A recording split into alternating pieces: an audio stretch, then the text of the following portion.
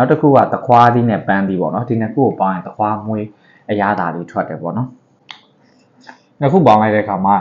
အားလုံးပဲမင်္ဂလာပါဒီညကတော့ကျွန်တော်ထမင်းမစားတော့ဘူးကျွန်တော်အသီးစားမယ်ပေါ့နော်အသီးကိုရိုးရိုးမစားဘဲနဲ့ကျွန်တော်ပေါင်းပြီးတော့စားကြည့်မယ်ကိုပေါင်းပြီးတော့စားတဲ့အခါမှာနောက်ထပ်အသီးအရသာအသစ်တစ်ခုထွက်တယ်ပေါ့နော်တကယ်ကောဟုတ်လားမဟုတ်လားပေါ့နော်ဒီတိုင်းလည်းပြင်းနေတာနဲ့လုပ်ကြည့်အောင်စပစ်တီနဲ့ပန်းသီးပေါ့နော်ဒီမှာစပစ်တီလည်းရှိရယ်ပန်းသီးပေါ့နော်စပစ်တီနဲ့ပန်းသီးနဲ့ကိုရောပြီးစားတဲ့အခါမှာကျွန်တော် blueberry ရတာထွက်တယ်လို့ပြောတယ်ဆိုတော့စားကြည့်အောင်ပန်းသီးလေးကိုခွဲလိုက်ပါမယ်ဒါပြင်းနေတာနဲ့လေထမင်းလည်းအရင်မစားချင်ဆိုတော့အသီးဆိုတော့ကျမကြီးနဲ့လည်းညီညွတ်တယ်ဆိုတော့လည်းစားကြည့်အောင်ကဲဒီလိုမျိုးပိုးပြီးတော့စားကြည့်မယ်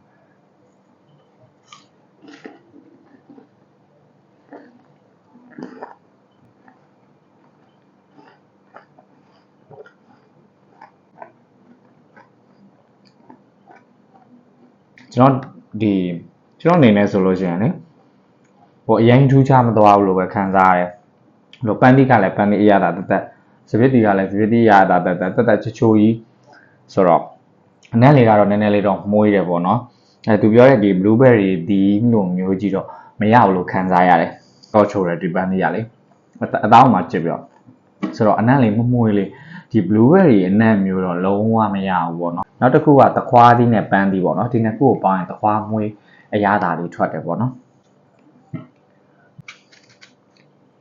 ကဲညဘက်ဆိုတော့လေဟိုကျမကြီးနဲ့လည်းညီညွတ်တာအသီးစားတာဆိုတော့ဒါလေးစားကြည့်ပါမယ်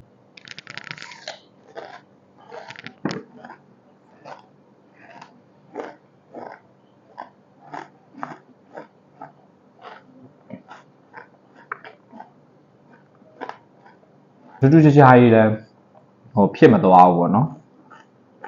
ဟိုတခွားသီးစားရတယ်လို့ပန်းသီးစားရတယ်လို့ပါပဲတခွားမွေးသီးကိုဈေးရဝယ်ပြီးစားခဲ့တယ်ပေါ့တခွားမွေးသီးအနံ့ကကြတော့ကျွန်တော်တို့ဒီအနံ့ကအေးလေးနဲ့မမွေးလေးပေါ့နော်စားတဲ့အခါမှာလည်းအရင်အချိုမစူးနေဘူးမမွေးလေးဆိုတော့ဒီနှစ်ခုကိုပေါင်းတဲ့အခါမှာလည်းဟိုတက်စီပါဒါလည်းဟိုကျွန်တော်အနေနဲ့ဆိုရင်မဖြစ်ဘူးပေါ့နော်စပစ်တီနဲ့တီဟိုဆန်ကိုရောပြီးစားရင်ချောကလက်အရသာလေးထွက်တယ်ပေါ့နော်ဟုတ်ပါမလားလုံးဝကျွတ်ပြီးမှုေးနေရောဆိုတော့ဒီမှာ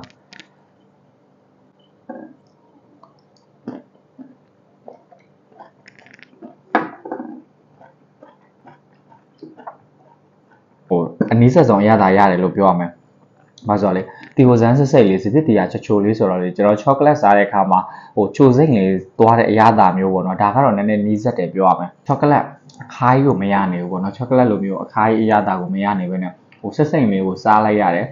ဟိုချိုအေးနဲ့အရသာစစ်နူးညံ့လေးကိုရောပြီးစားလိုက်ရတဲ့အရာလို့ဒါလိုမျိုးဒါပေမဲ့ချောကလက်နဲ့တော့အနည်းဆုံးတူပေမဲ့အရင်ကြီးတော့မရဘူးပေါ့နော်အခုကကျွန်တော်လိမ္မော်သီးနဲ့ပန်းသီးနဲ့ကိုရောစားတဲ့အခါမှာကီဝီရတာရတယ်လို့ပြောတယ်ပေါ့နော်ကီဝီရတာများရမလားပေါ့နော်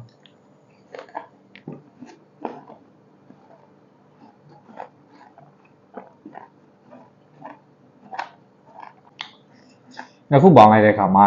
ချင်းချိုအရသာလေးကိုရတော့အနီးဆက်ဆုံးတော့တူတယ်လို့ပြောရပေမဲ့အဲ့ဒီအနံ့ကိုတော့မရဘူးပေါ့နော်ဒါကလည်းဟိုကိုစမ်းစားကြည့်ပေါ့နော်စပစ်တီနဲ့တခွားတီတွဲစားရင်ဒါလေးထွက်တယ်တဲ့ဟုတ်ပါမလား